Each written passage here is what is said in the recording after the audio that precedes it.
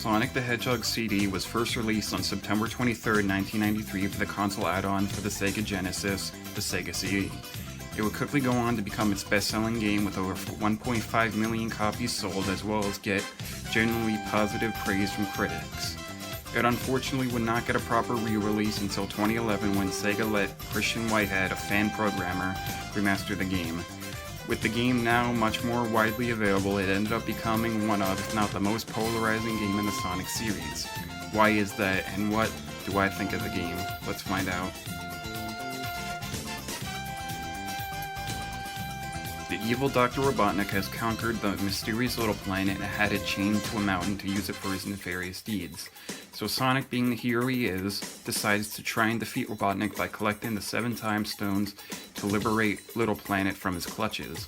Along the way, he will meet a new friend, Amy Rose, as well as a new adversary, Metal Sonic.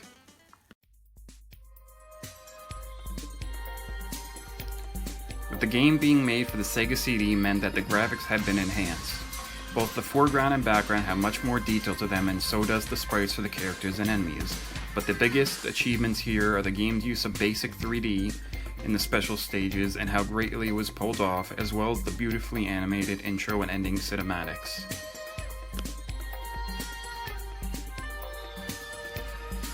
Like other Sonic games, this is a platformer that's all about speed, in which you will have to collect rings, get power-ups, defeat badniks, and collect the time stones, all while trying to get to the goal post in the quickest time possible.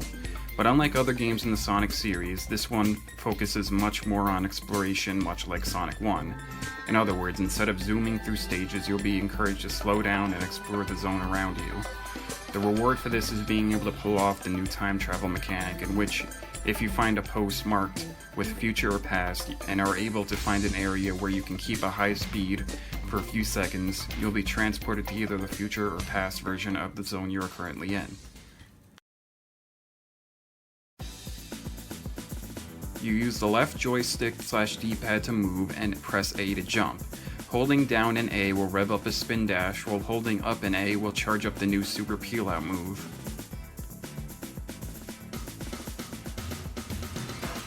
There are 7 zones consisting of 3 acts, each with a boss fight at the end. These zones are the most extreme of the original series of games because they are packed to the brim with assets in bright colors to capitalize on the upgraded hardware. Examples of this include a Collision Chaos Zone, which is basically one huge pinball table fever dream, and Stardust Speedway Zone, which is a long and continuous highway of confusion.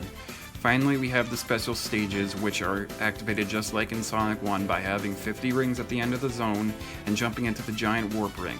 These stages are a collection of 3D obstacle courses where the goal is to destroy all UFOs in the zone within the time limit to collect a time stone.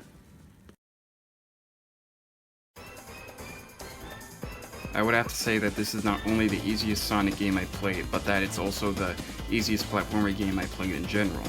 This is because of a combination of no pitfalls, low enemy count, power-ups galore, very straightforward levels, easy bosses, as well as the easiest set of special stages in the whole series. There are no zones with a huge difficulty spike either. The game stays consistently easy. The division doesn't end at the gameplay. When this game released, it did so with 2 completely different soundtracks, one for the Japanese and European markets, as well as one for the US market, each reflecting their country's preferred styles of music. By this I mean that the US tracks are more stable with heavy guitar riffs and hard drum beats, while the Japanese tracks are more static and in line with pop music and abstract sounds.